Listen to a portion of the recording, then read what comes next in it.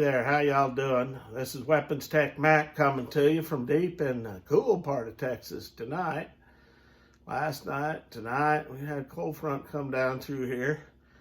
Got us under 32 degrees. Had some flakes of the white stuff last night. In Central Texas, you don't see that very often. I'd say throughout the year, average times being underneath 32 degrees, probably about 7-8 times. That's it. Generally, it's real nice, mild winter. The only issue about winter time here is when it gets under 40 degrees, the cedar trees, they're actually junipers, they start pollinating, and they call it mountain cedar fever. And so it might sound a bit raspy. And so that's kind of what's going on here tonight. You know, it's bad to have cedar fever, sneezing, coughing, crap like that. And you know, you do that in the store and everybody looks at you like they want to kill you. They're scared you got the COVID or something. But anyway, I digress. All right, so tonight I'm going to be looking at a gun I like. It's a fun gun. I've had a lot of good times fixing it up. And this is M1951 Beretta. Of course, I took it from an extremely ugly duckling. It was in real bad shape when I got it. And I Duracoated it and put these fancy new grips on it. So first off, let's make sure she's empty. Yeah, nothing there. Nothing in there. All right, so it's 1951 Beretta. That's quite the history on this.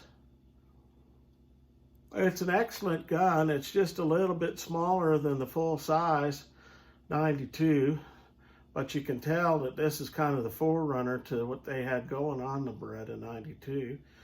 And there's a lot of things with this. It's similar to the 92. It's a single stack. So you look at this, it's just a single stack, 8 rounds plus 1. Since this is kind of a European design, it's got the mag release down there. And well, it does have the slide stop. This side is the takedown lever. It's a bit different than the 92. Well, I took this thing down to parade rest, every part out of it, so I could paint it up nice and make it look good. And I think it turned out real nice. I did a little video on it, I guess about 6 months ago, of when I spruced this thing up. But now I'm going to do a little review on it, and I've taken it to the range. This is a fun shooting gun, very accurate, even for these minuscule kind of, you know, military sights. Just got the standard milled into the frame front blade. It does have a sort of a dovetail little rear sight. It does not have a decocker or anything, so to take this down off of this, you're going to have to, you know, take her down like a 1911. This has kind of a strange safety. It's a push button safety. Some people have irritations with it, but it's not really that hard to take off. So I got the safety on right now, and all you got to do is hit it with the side of your knuckle there. Yeah, the side of your finger anyway, not knuckle. Hit it with that joint bone, and it'll come right off. So I talked to an old Italian boy that his dad was a police officer. I think that they'd use this, or was in the Navy. I'd have to look at the history on this thing. And he said that that's how they'd use the safety. They carry it ready to roll, and then when they pull it out, just take it off with the side of your thumb. Pretty easy. And you're ready to rock. I don't know. I don't think I'd use this as any kind of concealed carry. This is just a gun that I redid, and It's a fun gun to shoot. I had a good time redoing it. Unique things. Got these grips. A grip place. I'm not sure if this is the one in Turkey or the one up in Montana. I've redone a couple of guns, and these are some real nice grips, I'll tell you. They just fit right in there just like a glove. I didn't have to do any extra trimming or nothing. They just fit in there. The screws held them in. You know, you get some of these new wooden grips and you can't put the screw down too far. It screws up your magazine. You gotta, you know, take some off the screw. None of the case here. This was real good. Of course, this is your standard kind of Beretta. It's got some really nice rear striations to be able to pull the slide back. And yeah, this is a fun little gun. What I'll do is I'll do kind of a nuts and bolts breakdown of it and show you at the range, and show you how it's similar to the Beretta 92. I'll bring up my 92 that I have, the old Spanish police turn-in that I also cleaned up a bit. But this thing here, this was in pretty bad shape. But anyway, sorry for the mess in the background. I'm redoing a Carcano cavalry rifle that was in pretty bad shape. But I think it's almost ready to put back together again. I'll maybe do a video on it on one of these next few days. But all right, we'll stop and we'll go into a nuts and bolts here in a bit.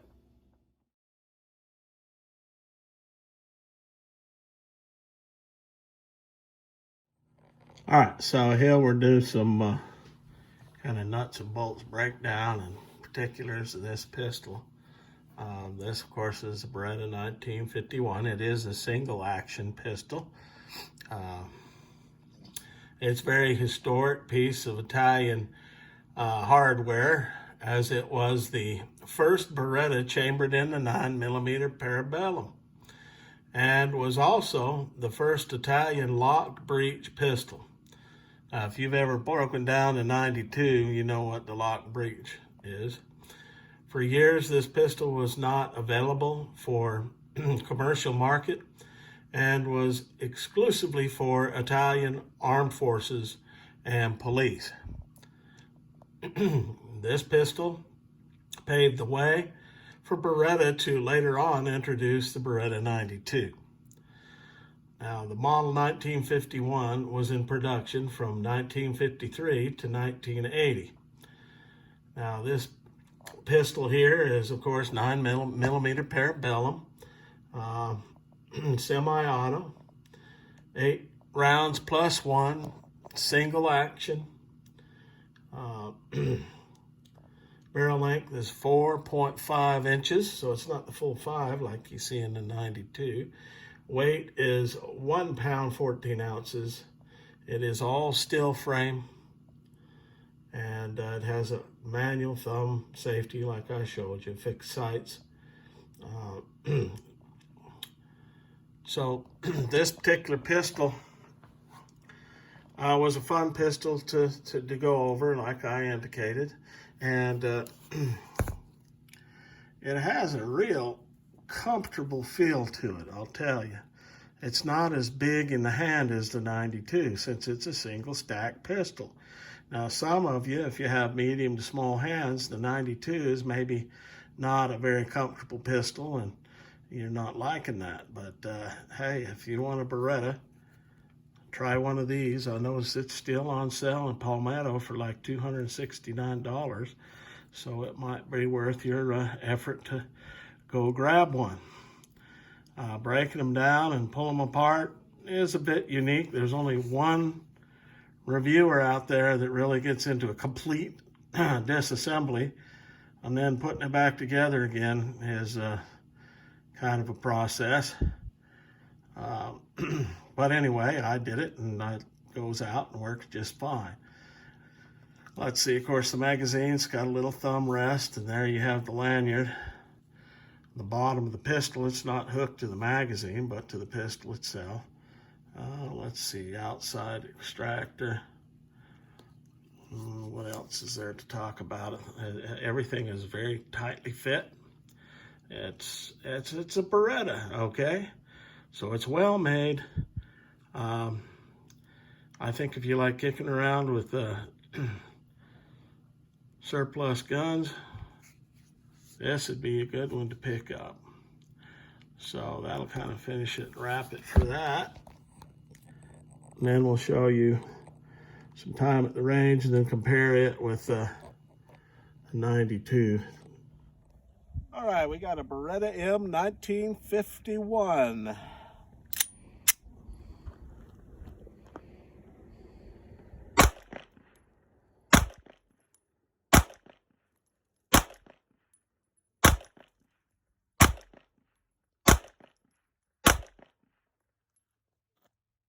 Good shooter.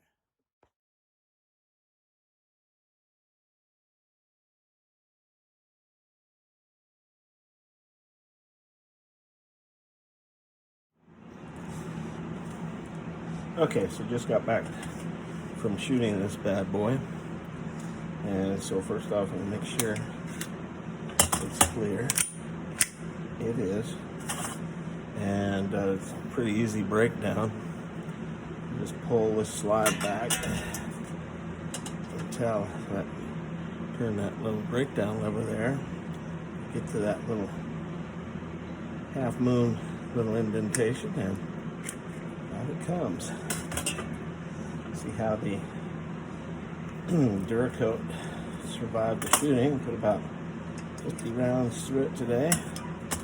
Not too bad. Not too bad. I'm just going to soak it down, let it soak, clean it up. All right, so tonight it's the next night. Bit slow at getting this thing together, but show you a little bit difference between the 1951 Beretta and the Beretta 92. This is a 92S that I did, and you can see that the 1951 just a little bit shorter, and of course it's going to be narrower because of the fact of the single stack magazine. So the grips are a big difference. And I guess you could say that's almost like a commander size compared to the 92. All I know is I just like the feel of that 1951. The Beretta's always been a full fist for me. I like them. Of course, I really like this Beretta 92S that I kind of salvaged and made it look good again. But that's the difference between the two. And then to throw into another one, we'll put this little cheetah in there. Beretta 81. It's a little 32. And of course, all of these are police turn-ins. And I've already done a review on the 81. But, you know, they just kind of go down in size with the 92, then the 1951, and then, of course, the 81. But that kind of gives you a difference in size. But I will tell you about the 1951, just the feel of this. It feels real good in the hand. And it feels real good when you're shooting it. So if you want a little project gun, that's definitely one I'd pick up. All right, so I'll put a little wrap on this thing. Sorry for the mess behind me. Been trying to finish up this Carcano and turn this light off here. There, that makes it, I guess, a little better. I don't know. Anyway, I guess this whole table's set up with Italian. You got the Berettas and the Carcano. But this 1951, a fun gun to shoot. I've said that several times. Feels real good in the hand. Don't let that safety be much of a deterrent. Like I said, it's an easy way to take it off with the side of your thumb, right on the joint. It'll come right off. And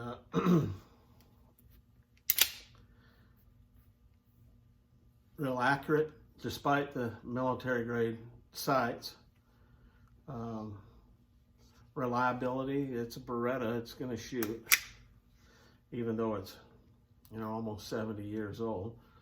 So there we have it. We got safety on.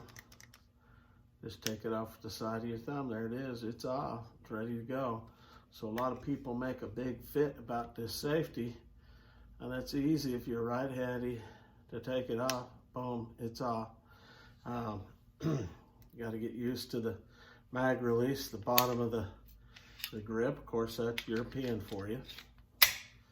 I like that little pinky extension on the magazine. And there are several places offering 1951 mags for a pretty good price. So if you look for extra mags, now's the time to do it. The takedown's a little strange. It's a bit different than the 92. This little lever, you take it back, lock it back, then push this little lever up, and then it'll just come right off. Now, that's pretty easy when you're taking it apart, but putting it together, it's a little more of a challenge. Not much, but a little bit. And of course, there's lots of good grips out there. I mean, I picked these up for like 40 bucks, and they're beautiful. They have good checkering on them, and it's real good. Of course, the grips that came with it were the Beretta black plastic, and they were just all marked up, marred up, and so I had to replace them. I took this thing all the way down and put it right back together again. Some of it was a bit trial and error, but I figured it out. So I'm going to give this a big thumbs up. And you ever see it, I know Palmetto's got them on sale right now, I believe, for $269. I'd go out and check it out. Maybe classic. I'm not sure J&G got them or not, but they've had quite a dump on them of the market. And when these dry up, they dry up, and then the price goes up. So, you know, it's a fun gun. So I give it a big thumbs up. And as always, from deep in the heart of Texas, this is Weapons Tech Mac. God bless Texas. God bless the United States of America. God help us. We're going to need it. And long live the Republic.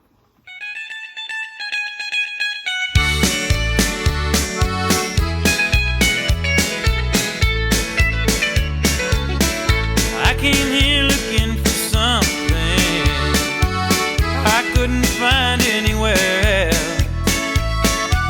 Hey, I'm not trying to be nobody, I just want a chance to be myself. I've spent 1,000 miles of thumbing. Yes, I've worn blisters on my heels, trying to find me something